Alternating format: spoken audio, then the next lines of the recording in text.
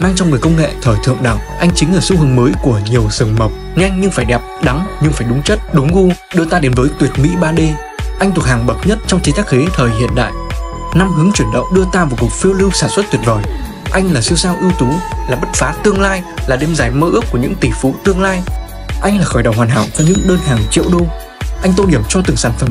Anh cắt, anh khoan, anh phay, tạo nên sản phẩm tuyệt đỉnh công phu. Anh đu đưa trên từng khu vực. Trái anh đánh âm, phải anh đánh dương. Anh giải quyết một đớn đau hư hỏng bằng việc mô phỏng tích hợp trên đây. Anh xoay linh hoạt A, C, chuyển đầu, đổi góc, u mê người nhìn. Đã làm thì sẽ hay sai, còn anh thì cứ không sai mà làm. Bậc thầy 3D, u mê người nhìn, và đó chính là anh, Master TC4.